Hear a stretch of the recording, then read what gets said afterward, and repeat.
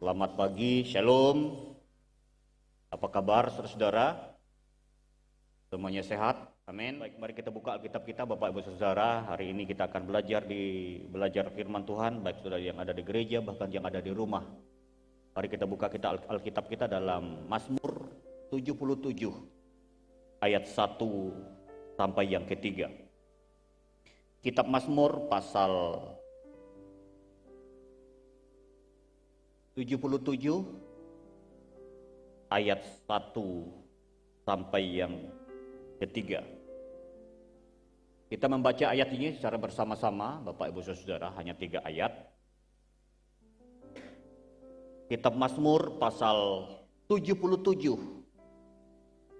ayat 1 sampai yang ketiga.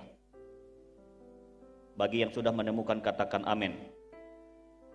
Saudara yang ada di rumah, mari baca Alkitab bersama-sama dengan kami. Ya, Mazmur 77 ayat 1 sampai yang ketiga.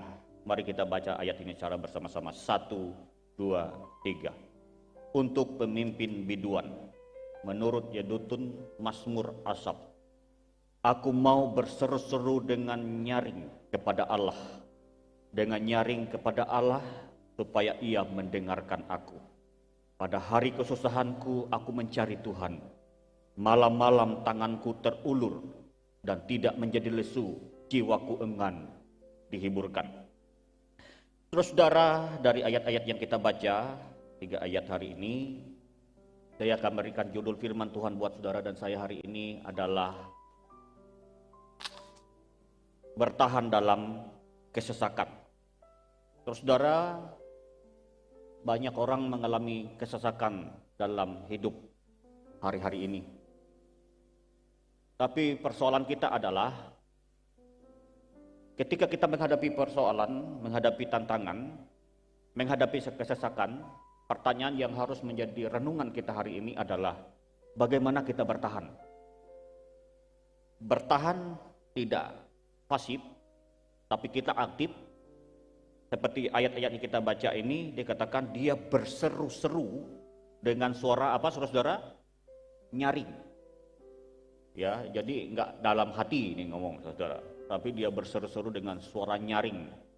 Berteriak kepada Tuhan, mohon pertolongan Tuhan.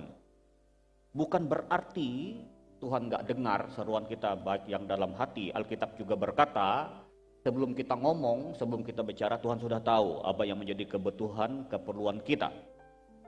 Tetapi dari ayat ini, ketika seseorang mengalami kesesakan, ya pergumulan yang berat, saudara, yang sepertinya tahu kata sesak itu, saudara kalau pernah sesak napas, itulah rasanya, saudara. Jadi tekanan itu begitu berat. Sampai dia berteriak dengan suara nyaring, dan sampai 2 kali, saudara. Ayat itu berkata, aku mau berseru-seru dengan nyaring kepada Allah, dengan nyaring kepada Allah. Kan sampai dua kali diulangi. Berarti ini Mazmur Asaf mengalami tekanan, kesesakan yang begitu berat. Ya, sampai dia berteriak sama Tuhan. Hari ini pendahuluannya yang saya sampaikan buat saudara, seringkali apa yang kita alami sangat bertolak belakang dengan apa yang kita harapkan. Tidak ada yang bisa memprediksi kapan kesesakan atau tantangan, pergumulan itu datang. Semuanya terjadi tanpa diundang, saudara. Tanpa kita minta, saudara, malah kita tengking-tengking.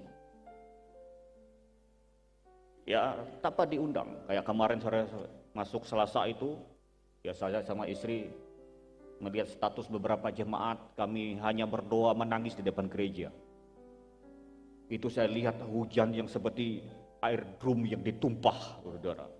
Kami berlari ke depan menyelamatkan mertua adik kami Ferry Talajan yang ada di depan itu, lari ke sini.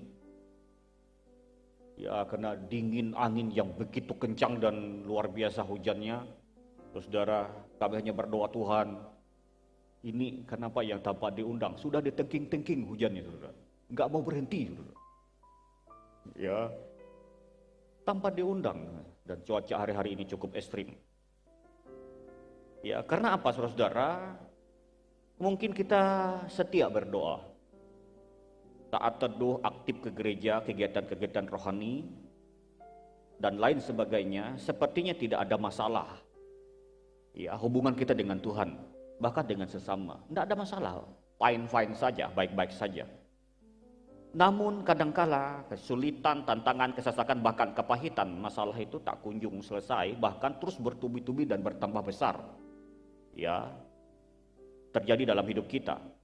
Sementara orang lain yang hidupnya jauh dari Tuhan, saudara, ya, yang mungkin tidak peduli agama menurut Timotius, hidup dengan kedagingannya, saudara, tapi seolah-olah kebaikan selalu berpihak kepada mereka. Tapi bagi kita yang setia sungguh-sungguh sama Tuhan itu, saudara, hal-hal yang baik sepertinya jauh dari kita dan tidak berpihak kepada kita. Coba kita mereview sebentar, siapa sih Asaf itu? Ya, lanjut. Sosok Asaf itu, saudara-saudara, seorang yang takut akan Tuhan. Nanti baca dalam Mazmur 73. Itu Asaf. Ya, Mazmur Asaf. Asaf itu adalah pelayan Tuhan di bait Allah pada waktu Daud jadi raja. Jadi mereka tuh yang melayani di altar di bait Allah. Ya, seorang pemuji dan penyembah di bait Allah. Alkitab berkata, Asaf ini seorang yang sangat menjaga kesucian dan kesalehan hidupnya di hadapan Tuhan. Namun Asaf tidak dapat memungkiri bahwa dalam hidup sehari-hari yang ia jalani tidak lepas yang dari namanya kesusahan, penderitaan dan kesesakan. Makanya ayat itu muncul tadi. Mazmur 77 ayat 1 sampai 3. Nah, saudara-saudara, coba kita baca dulu Mazmur 73 ayat 1 sampai 5. Saya mengajak kita melihat ini kesesakan, ya, kegalauan yang dialami oleh Asaf. Ya, sampai dia berkata, dan mungkin juga saudara-saudara bisa mengalami seperti pengalaman Asaf ini dalam kehidupan kita. Mazmur 73 ayat 1 sampai 5 saya akan bacakan buat saudara-saudara. Loncat ayat 13 dan 14. Pergumulan dan pengharapan. Mazmur 73 ayat 1 sampai 5, loncat ayat 13 14. Ini pengakuan Asaf. Saudara, tadi kita tahu Asaf itu orang yang takut akan Tuhan, melayani Allah, pemuji penyembah Allah, menjaga kesucian, kesalahan hidupnya. Tetapi Alkitab berkata Asaf mengalami kesesakan, mengalami penderitaan, pergumulan. Bahkan Alkitab berkata nyaris Asaf itu tergelincir, ingin meninggalkan Tuhan, bahkan berdosa sama Tuhan. Tapi kita baca saudara-saudara Mazmur 73 ayat 1 sampai 5, loncat ayat 13 14. Saya akan bacakan buat saudara Mazmur Asaf. Sesungguhnya Allah itu baik bagi mereka yang tulus hatinya, bagi mereka yang bersih hatinya. Tetapi aku sedikit lagi, maka kakiku terpeleset, nyaris aku tergelincir. Sebab aku cemburu kepada pembual-pembual. Kalau aku melihat kemujuran orang-orang fasik, sebab kesakitan tidak ada pada mereka, sehat dan gemuk tubuh mereka. Mereka tidak mengalami kesusahan manusia, dan mereka tidak kena tulah seperti orang lain. Seperti saya, mungkin bahasanya Asaf begitu. Ayat 13-14. Ayat 13 dan 14 begini bunyinya. Sia-sia sama sekali aku mempertahankan hati yang suci, yang bersih, dan membasuh tanganku tanda tak bersalah. Namun sepanjang hari aku kena tulah dan kena hukum setiap pagi.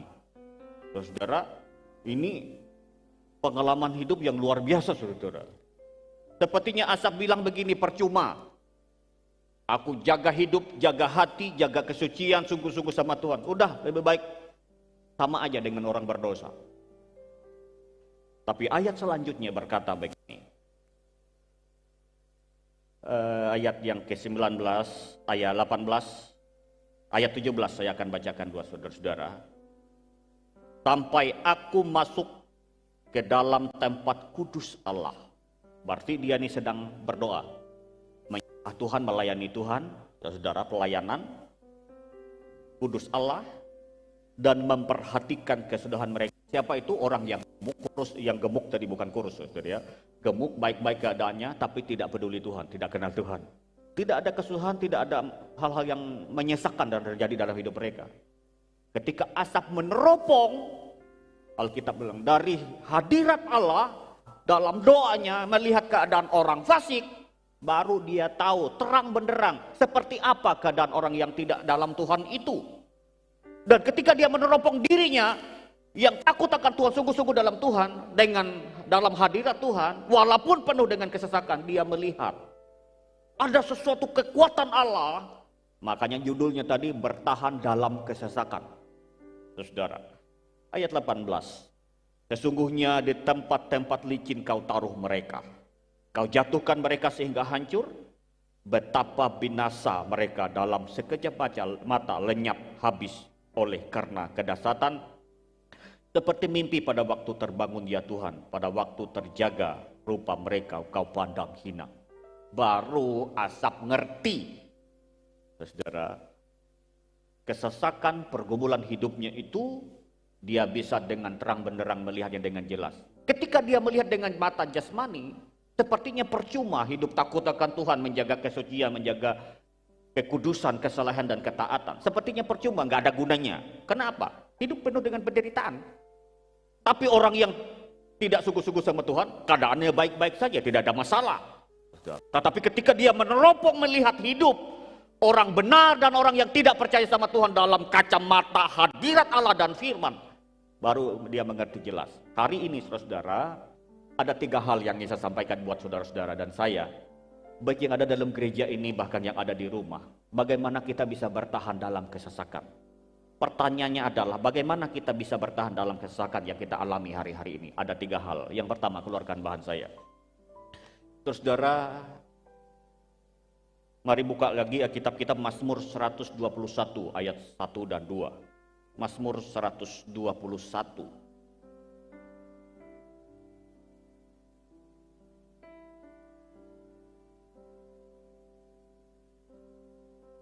Ayat 1 dan 2. Ini jawaban yang pertama. Ya, bagaimana kita bisa bertahan di tengah kesesakan, di tengah kesulitan, di tengah pergumulan, apa saja yang mungkin membuat sesak dada kita, napas kita, bahkan sepertinya kita seperti layar tancap kiri kanan, nggak ada jalan keluarnya. Ya, tapi hari ini kita diingatkan, diteguhkan oleh firman Tuhan supaya kita seperti asap, dan pengalaman asap ini bisa saja dan mungkin saja terjadi dan kita alami hari-hari ini. Karena dalam perjalanan hidup kita sebagai umat Tuhan, saudara, ini realita yang gamblang Alkitab jelaskan buat kita. Ketika kita hidup takut akan Tuhan, bukan berarti fine-fine saja hidup kita. Tetapi yang jelas hari-hari ini, ketika kita berhadapan dengan pergumulan itu, ada Tuhan bersama kita. Mari kita buka Alkitab kita, Mazmur pasal 121 ayat 1 dan 2. Nyanyian Jiarah, aku melayangkan mataku ke gunung-gunung, dari manakah akan datang pertolonganku? Ayat 2, pertolonganku ialah dari Tuhan yang menjadikan langit dan bumi. Jadi pertama saudara, bagaimana supaya kita bertahan di tengah kesesakan, di tengah kesulitan, di tengah tantangan? Yang pertama, sadar bahwa satu-satunya pertolongan kita yang pasti hanya datang daripada Tuhan. Tuhan siapa? Tuhan Yesus. Ya, Daud bilang, saudara, dia melayangkan matanya, pandangannya, ya ke gunung-gunung, karena di Israel sana, saudara, banyak gunung, banyak bukit. Dia lihat, aduh, saudara, apakah datang dari sana? Dia bilang bukan. Pendeta Abehud berkata ketika dia mengalami kesesakan, saudara, nggak bisa berangkat dari Jakarta, dari Surabaya ke Jakarta, mau ke Pontianak layanan. Dia tidur di apartemen, dia bilang, bukan ke gunung-gunung yang ku pandang, tapi ke gedung-gedung bertingkat, hotel-hotel yang dia pandang. Dia bilang, dari manakah datangnya pertolongan? Karena semua gedung semua, bukan gunung, saudara. Daud juga melihat itu, saudara, tapi dia berkata, dia pemazmur menyadari bahwa pertolongan yang pasti hanya datangnya dari Tuhan yang menjadikan langit dan bumi. Oleh sebab itu saudara, jangan pernah mencari pertolongan kepada yang namanya ciptaan. Apa itu? Langit dan bumi. Saudara dan saya tidak akan mendapatkan pertolongan. Ya, kalau kita minta pertolongan kepada ciptaan, kepada gunung, gitu ya, pohon, sungai, gitu, batu, nggak dapat saudara. Pertolongan kita datang daripada Tuhan. Ada amin saudara. Saudara yang ada di rumah, apapun yang saudara dan saya alami hari ini, mari kita melayangkan pandangan kita kepada gunung batu, yaitu Yesus Kristus Tuhan kita, yang sanggup menolong kita. Matius pasal 11 ayat 28 berkata, apabila kita mengalami pergumulan, Alkitab selalu memberikan jalan keluar dan solusi buat kita. Matius 11 ayat 28 berkata, marilah kepadaku semua yang letih lesu dan berbeban berat, aku akan memberikan kelegaan kepadamu. Saudara, Alkitab memberikan jawaban, memberikan kelegaan, memberikan rasa aman buat kita. Karena apa saudara? Ketika kita dalam pergumulan, Alkitab sudah jauh-jauh hari memberikan jawaban buat kita bahwa ketika sudah ada dalam kesesakan, pertama sadari pertolongan kita datangnya dari Tuhan. Dan ketika kita pertolongan Tuhan itu mungkin belum datang, Alkitab berkata, mari kita yang letih lesu dan beban berat datang sama Tuhan. Kata kelegaan di sini saudara berarti rasa aman, rasa tenang. Orang yang sadar bahwa Tuhan dalam Tuhan ada pertolongan, akan mampu bertahan pada masa kesesakan yang ia alami, bahkan ia mampu melewatinya. Sekali lagi saudara, orang-orang yang sadar bahwa pertolongannya datangnya daripada Tuhan pencipta langit dan bumi yang namanya Yesus Kristus, akan mampu bertahan dalam masa-masa kesesakan hari-hari ini, bahkan dia mampu melewati dan melewati setiap pergumulan yang dihadapi. Karena itu saudara harus sadar hari ini, pertolongan kita hanya datang dari Tuhan. Dan kalau ini kita pahami saudara, maka kita akan bisa bertahan dalam setiap kesesakan yang kita hadapi. Ya, kita lihat sana sini saudara, info yang kami dapat saudara hampir merata di seluruh Indonesia. My Home Indonesia kirim berita, karena saya nggak mau menyebarkan ke jemaat takut panik, saudara takut itu. Dari Papua sampai Aceh sana saudara, yang tanah longsor banjir ini menimpa berbagai daerah. Bahkan 1 minggu yang lalu, saya di SMS oleh Om Freddy, Kristianus Freddy Banjarmasin, tiba-tiba gak ada angin, gak ada hujan di pagi hari, jalan putus, itu banjir saudara. Pokoknya bencana alam ini tidak bisa diprediksi. Sepertinya semua lapisan masyarakat termasuk saudara dan saya mengalami kesesakan hari-hari ini. Makanya saya terus berdoa dalam beberapa hari ini ketika kami membuat dapur umum. Tuhan, apa yang harus saya bagikan minggu ini untuk kita semua. Ketika saya membaca ayat ini, membuka-buka buku renungan, saya menangkap pesan Tuhan untuk dibagikan buat saudara dan saya, untuk tetap bertahan di dalam kesesakan. Kenapa kita bisa bertahan dan mampu bertahan? Ketika kita sadar pertolongan kita hanya datang daripada Tuhan pencipta langit dan bumi. Jangan sekali-kali kita minta tolong kepada ciptaan, tetapi mari kita minta tolong kepada Sang Pencipta kita, Yesus Kristus namanya.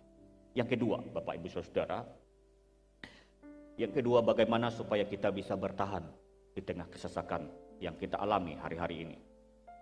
Mazmur 121 tetap ayat 3 sampai 5. Mazmur 121 ayat 3 sampai 5 berkata begini. Ia takkan membiarkan kakimu goyah, penjagamu tidak akan terlelap. Sesungguhnya tidak terlelap dan tidak tertidur penjaga Israel. Tuhanlah penjagamu, Tuhanlah naunganmu di sebelah tangan kananmu. Baca sampai selesai. Yang kedua, saya mencatat saudara-saudara, bagaimana supaya kita bisa bertahan di tengah kesesakan, tantangan, kesulitan, pergumulan hari-hari ini. Sadar dan percaya bahwa dalam keadaan apapun, Tuhan selalu setia menjaga hidup saudara dan saya. Ada amin saudara. Yang pertama, sadar bahwa pertolongan kita datangnya daripada Tuhan, pencipta langit dan bumi. Yang kedua, kita harus sadar dan percaya saudara, bahwa dalam keadaan apapun Tuhan selalu setia menjaga hidup kita. Makanya ayat itu dikatakan, Ia takkan membiarkan kakimu goyah, penjagamu tidak akan terlelap, tidak akan tertidur. Sesungguhnya Dikatakan tidak terlelap dan tidak tertidur penjaga Israel. Tuhanlah penjagamu, Tuhanlah naunganmu di sebelah tangan kananmu. Saudara, ini luar biasa. Di tengah tantangan, di tengah pergumulan, kesulitan, hempitan, kesesakan itu, Alkitab berkata, dalam keadaan apapun, Tuhan setia menjaga hidup kita. Dan kesetiaannya, Alkitab berkata, dari kekal sampai kekal, tidak pernah berubah. Hanya satu ayat dalam Ibrani berkata begini, kalau kita menyangkal dia, dia akan menyangkal kita. Tidak titik, saudara. Nanti baca dalam Ibrani. Tapi ayat selanjutnya begini, kalau kita tidak setia, dia tetap setia. Itu Tuhan kita, saudara. Kalau kita menyangkal dia, kita ditolak. Di ayat selanjutnya dikatakan, kalau kita tidak setia, dia tetap setia. Ini karakter Allah kita. Bagaimana dia menunjukkan kesetiaannya dalam memelihara, menjaga kita umatnya, yang terus bertalu-talu berseru dengan suara nyaring, mohon belas kasihan, mohon kemurahan, mohon kebaikannya untuk kita ketika kita dalam kesesakan. Karena itu saudara-saudara, saya harus percaya dan sadar bahwa dalam keadaan apapun Tuhan selalu setia menjaga hidup saudara dan saya. Terbukti hari ini saudara dan saya masih sehat kan? Amin, saudara-saudara. Kita masih dijaga, dipelihara oleh Tuhan di tengah situasi yang mencekam, menakutkan. Keluar tidak sebebas dulu lagi kita. Kumpul-kumpul tidak bisa seperti dulu lagi, harus jaga jarak, saudara, sampai kayak gini, saudara. Ya kan? Sepertinya abnormal. Padahal bilangnya ini new normal. Tetapi dengarkan baik-baik hari ini, dalam keadaan apapun, saudara, Tuhan kita adalah Tuhan yang setia. Dan jangan takut, saudara. Tuhan katakan pencobaan-pencobaan yang kamu alami tidak melebihi kekuatan kita.